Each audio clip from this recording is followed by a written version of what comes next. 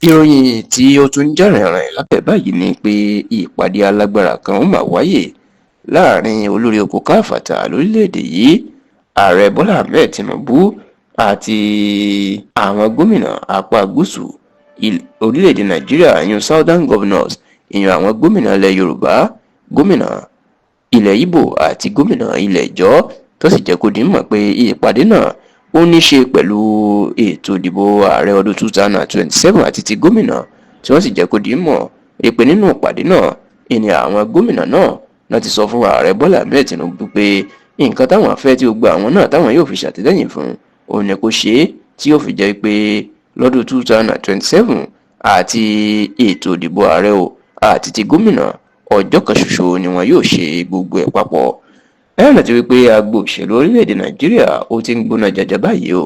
bó sì tilẹ̀ jẹ́ pé ètò ìdìbò ààrẹ ọdún 2027 ó sì kù ọdún kan àti oṣù mélòó kan ṣùgbọ́n àwọn olóṣèlú wọn ti bẹ̀rẹ̀ eré sísá kiri báyìí o wọ́n sì ti bẹ̀rẹ̀ ìgbésẹ̀ kódà tí wọ́n ti ń sáré àsápajúdé láti rí i pé àwọn ni lọ́sàn-án ètò ìdìbò náà yóò sùn dídò fún lọ́dún 2027 bí àwọn alátakò bó ṣe ti ń kóra wọn jọ sínú ẹgbẹ́ òṣèlú African Democratic Congress ADC ó ní àwọn olóṣèlú alátakò ni làwọn náà ń darapọ̀ mọ́ ẹgbẹ́ òṣèlú APC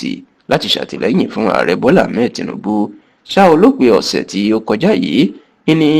ìròyìn máa jáde wípé ààrẹ Bọ́lá Ahmed Tinubu ṣe ìpàdé pẹ̀lú àwọn gómìnà Ìgbò Yorùbá àti ìjọ lórí ètò ìdìbò ààrẹ ọdún 2027 bẹ́ẹ̀ ni wọ́n ní alága wọn yan alága gbogbo gómìnà ní apá gúúsù Nàìjíríà ìyẹn gómìnà Dàpọ̀ Abíọ́dún ti ìpínlẹ̀ Ògùn òun ló ṣíwájú wọn láti ṣe ìpàdé náà pẹ̀lú ààrẹ Bọ́lá Ahmed Tinubu nínú ìpàdé ọ̀hún ni wọ́n ti ní àwọn gómìnà náà wọ́n sọ pé àwọn yóò ṣe àtìlẹ́yìn fún Tinubu nítorí pé tó pọ̀jù nínú wọn ló ti wà ní ẹgbẹ́ òṣèlú APC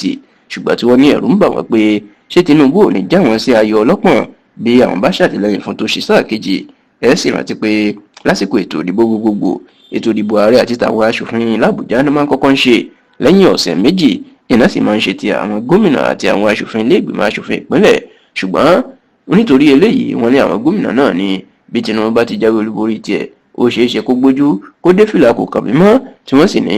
báwọn bá jọ ṣe ètò ìdìbò náà lọ́jọ́ kan ṣoṣo kò ní lè ṣe eléyìí yóò ràn àwọn àti ààrẹ náà lọ́wọ́ ni tẹlifíṣàn Yorùbá Tòótọ́ pé Tinubu fọwọ́ sí eléyìí ìdí èyí sì ni wọ́n fi ní àwọn aṣòfin wọ́n ti ń bẹ̀rẹ̀ ìgbésẹ̀ láti jẹ́ kí ètò ìdìbò ààrẹ àti gómìnà kó wáyé lọ́jọ́ kan ṣoṣo lọ́dún 2027 kódà àwọn kan nínú wọn fẹ́ kí ètò ìdìbò náà kó wáyé nínú oṣù kọkànlá ọdún 2026 tá a sì gbọ́ pé àbájáde ìpàdé tí àwọn gómìnà Yorùbá Ìgbò àti ìjọ tó bá Tinubu ṣe ní ọ̀rọ̀ yìí.